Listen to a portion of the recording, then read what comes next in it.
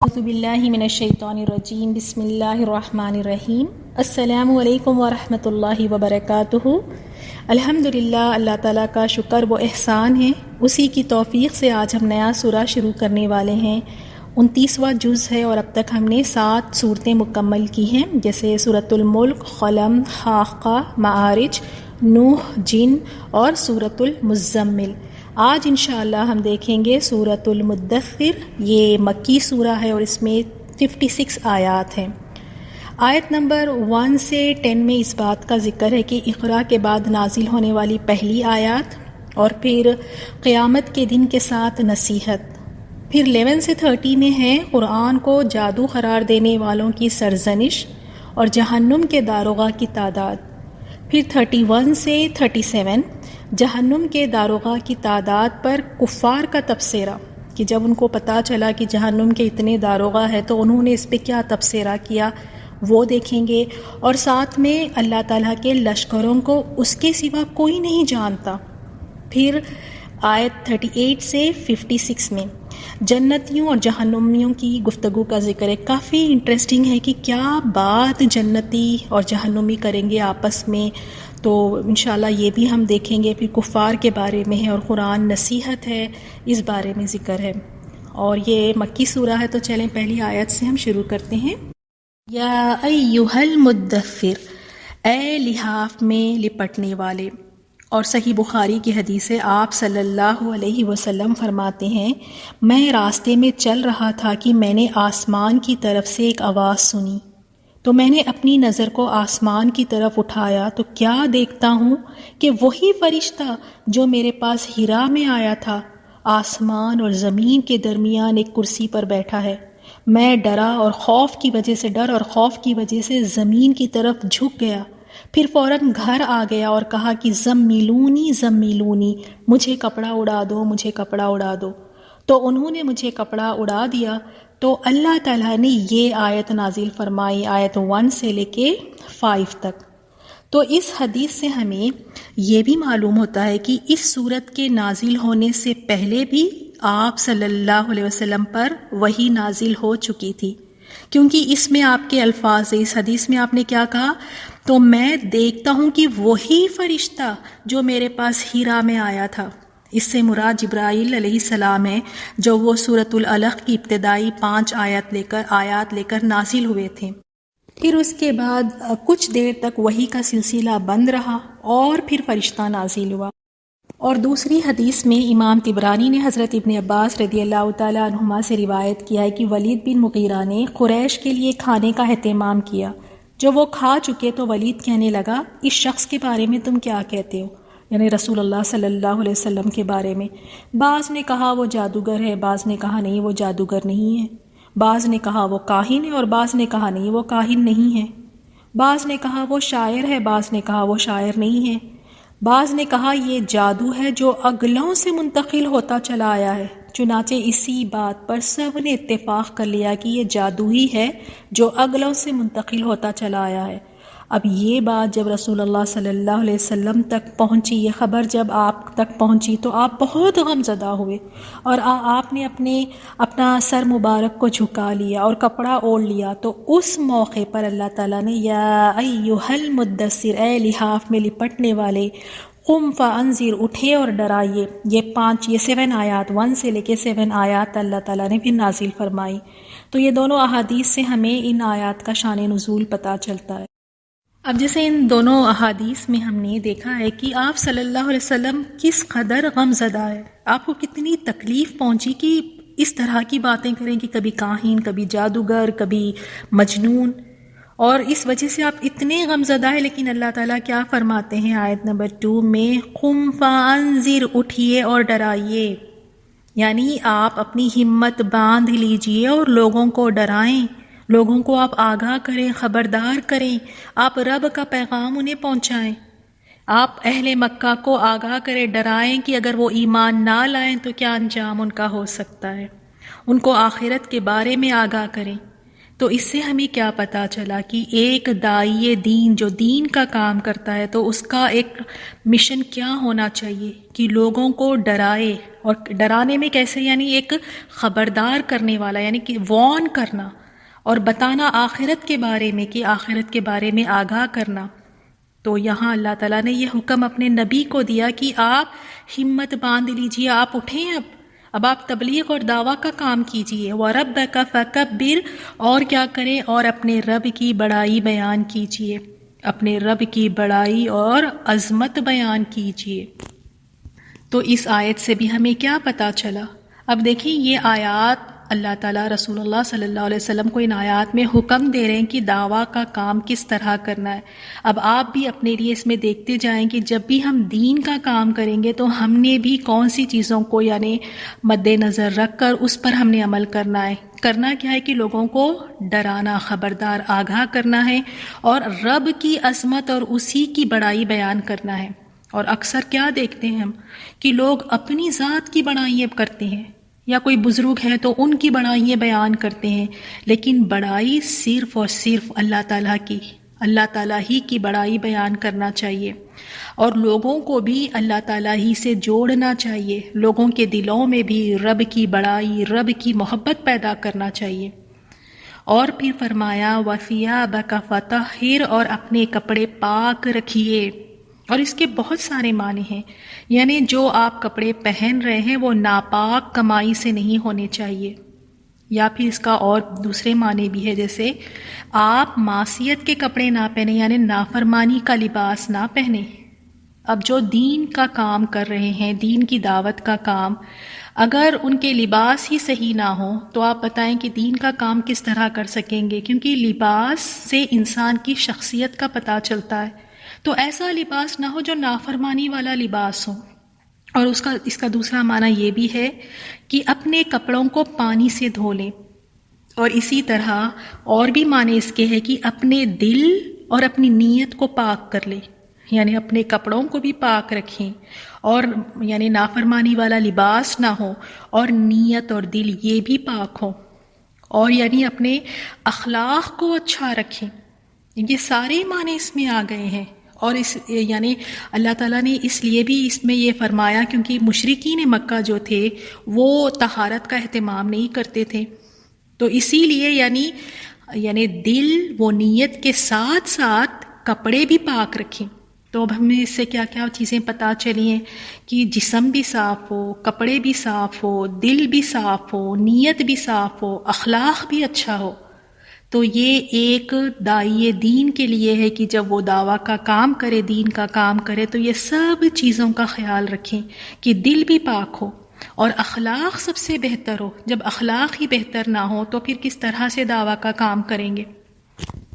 اور لباس بھی یعنی پاک صاف لباس ہو، تکبر کا لباس نہ ہو کہ ایسا لباس پہنے ہوئے ہیں کہ بس اس میں سے تکبر جھلک رہا ہے، اور دل بھی پاک ہو کہ اس میں کوئی کینہ، کوئی بغض، کوئی اس طرح کی چیزیں نہ ہو، لوگوں کے لیے خیر خواہی ہو اس میں، لوگوں کے لیے ہمدردی اور محبت ہو اس میں۔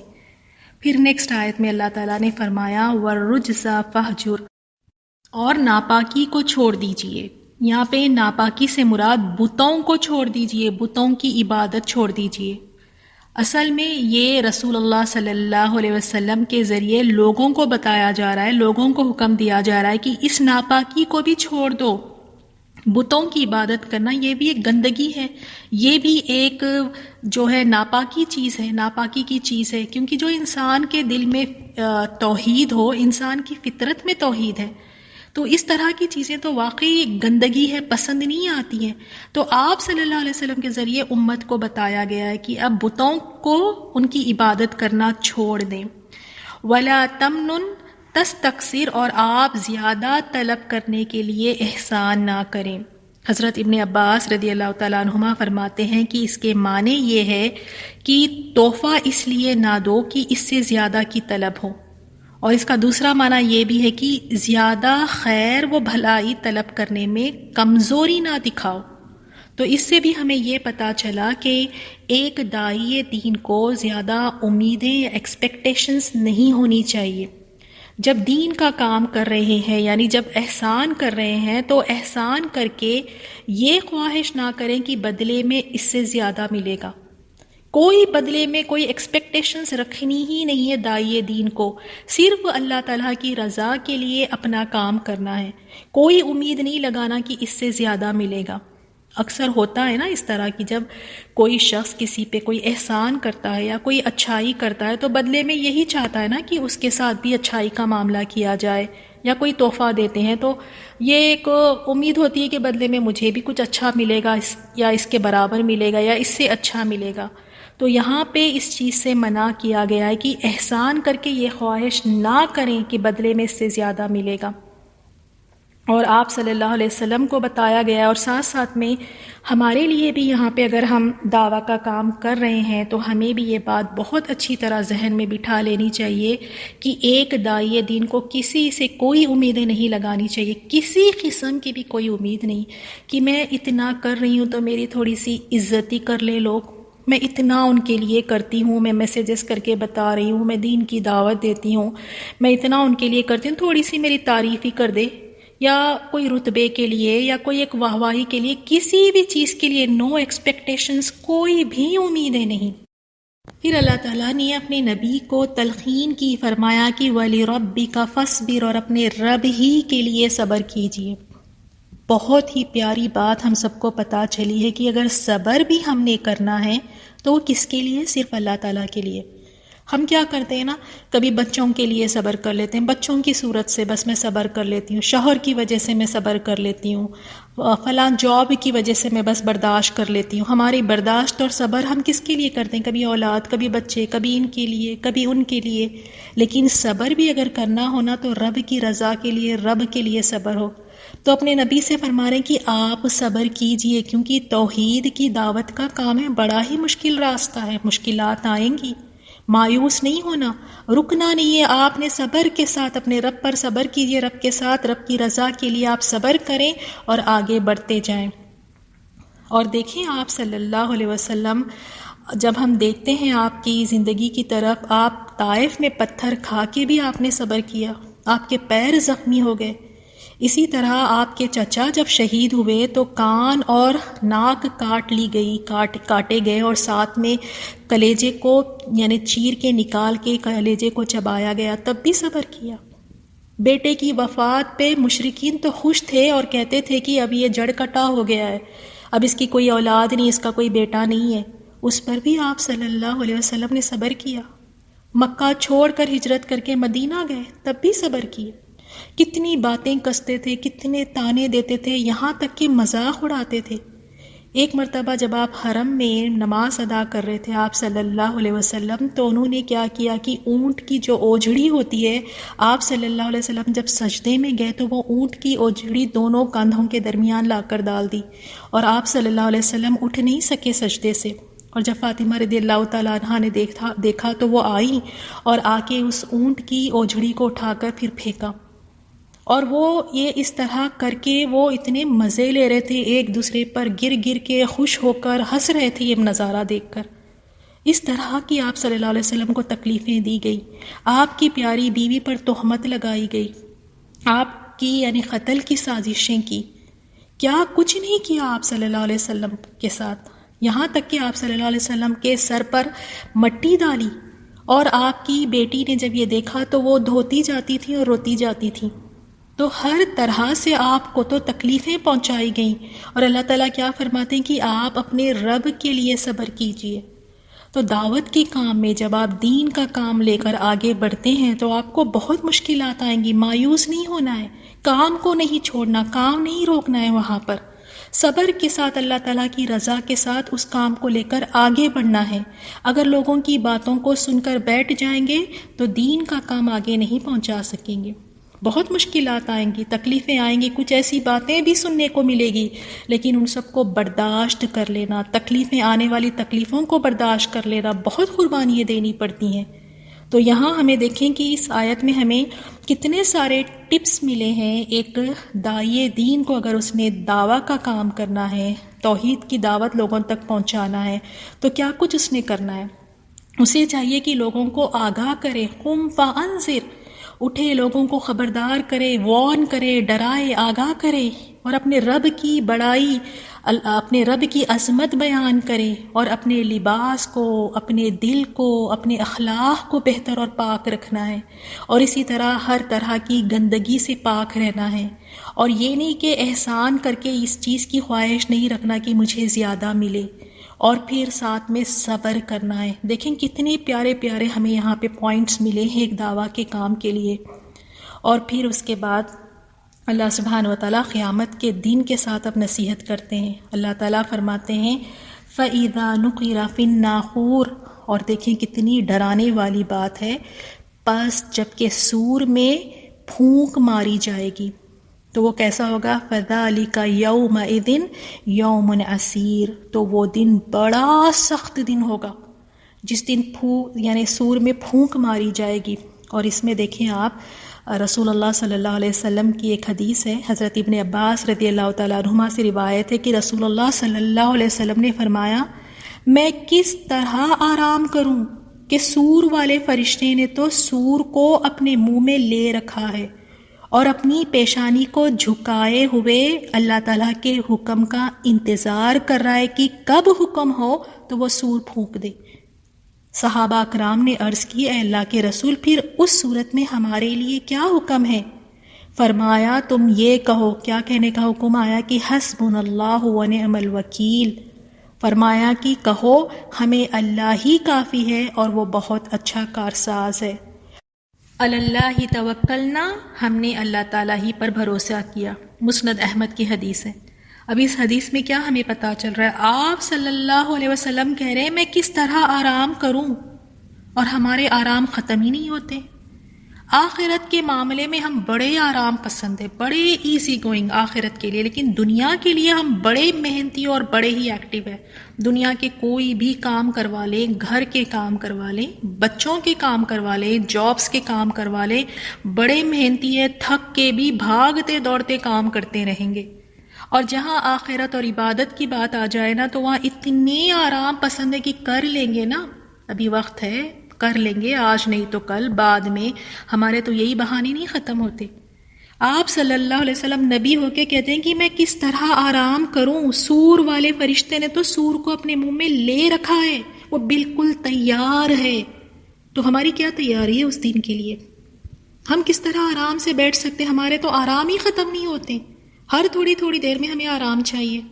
ہم تو چاہتے ہیں کہ دین کے کام ہمارے لیے اتنی آسان کر دیں کہ نہ تو ہم اس کے لیے کوئی وقت لگانا چاہتے، نہ ہی ہم نیند کی قربانی دینا چاہتے، نہ ہی اپنے کوئی پیاری چیز کو ہم قربان کرنا چاہتے ہیں۔ سب چیزیں ایز یوزول چلتی رہنی چاہیے، کہیں اور ہم کمپرومائز نہیں کریں گے۔ جب سب کرنے کے بعد وقت ملے گا تو ہم پھر جب دیکھیں گے عبادات، قرآن، ذکر، یہ سب چیزوں میں، لیکن یہ سب پہلی ترجیح ہم دنیا کو دیتے ہیں۔ تو آرام کرنے کا وقت نہیں ہے، اٹھیں۔ اور یہ دن کے بارے میں اللہ تعالیٰ کیا فرماتے ہیں، یہ کیسا دن ہے اس کے بارے میں فرماتے ہیں فَذَلِكَ يَوْمَئِذٍ يَوْمٌ عَسِيرٌ، یہ تو ایسا دن ہے، تو وہ دن بڑا سخت دن ہوگا، بڑا ہی سخت، عَلَى الْكَافِرِينَ غَيْرُ يَسِيرٌ، اور کافروں پر آسان نہیں ہوگا، یہ بڑا ہی سخت دن ہے۔ اگر کافر بن کر گئے، اگر مجرم بن کر گئے، اگر نافرمان بن کر گئے، اگر مشرک بن کر گئے، تو پھر وہ دن بڑا ہی سخت اور بڑا ہی مشکل دن ہوگا۔ اور اس دن کی ہولناکییں، اس دن کے جو نظارے ہوں گے وہ دیکھ کر بچہ بوڑھا ہو جائے گا، ماں اپنے بچوں کو بھول جائے گی، اتنا سخت دن ہوگا، کسی کو کسی کی نہیں فکر ہوگی، سب کو یہ ہوگا کہ بس میں بچ جاؤں، نفسی نفسی، بس سب کو اپنی پڑی ہوگی۔ بہت ہی سخت دن آنے والا ہے۔ ہم دیکھیں اپنی زندگیوں میں، ہر کسی کی زندگی میں، کیونکہ دنیا کی زندگی ہے تو خوشی بھی ہوتی ہے، خوشیوں کے ساتھ ساتھ غم بھی لگے ہوئے ہیں، تو ہر کوئی ذرا اپنی اس دنیا کی زندگی کا ایک بہت ہی مشکل ترین دن یاد کریں آپ کی زندگی میں جو آیا ہو کبھی، مشکل ترین، جس میں آپ نے بہت درد سہا، بہت کچھ آپ نے تکلیفیں سہی، اکیلا پن، بہت کچھ آپ نے برداشت کیا، مشکل ترین۔ لیکن پھر بھی وہ مشکل ترین دن جو مشکل ترین ہے وہ قیامت کے دن کے آگے کچھ بھی نہیں ہے، کچھ بھی نہیں ہے، اس سے کہیں زیادہ ایک مشکل ترین دن آنے والا ہے۔ تو آرام سے بیٹھ ہی نہیں سکتے ہیں، اٹھنا ہے اور تیاریاں کرنا ہے۔ اگر مجرم بن کر گئے تو پھر تو وہاں پہ کوئی ہمیں بچا نہیں سکتا، نہ ہی ہمیں چھڑا سکتا ہے۔ تو الحمدللہ آج کی تفسیر سے ہم نے اپنے لیے یہی عمل کی بات لینی ہے کہ ہم نے بھی اٹھنا ہے اور خاص طور پہ اپنے خاندان سے، اپنے رشتہ داروں سے یہ دعوت کا کام شروع کرنا ہے، آگاہ کرنا ہے، دین کی دعوت دینا ہے، انہیں شرک اور بدعات سے بچانا ہے۔ اور اس میں ہم نے 6 ٹپس دیکھے ہیں، تو کوشش کریں کہ ضرور ان چیزوں پر عمل کریں۔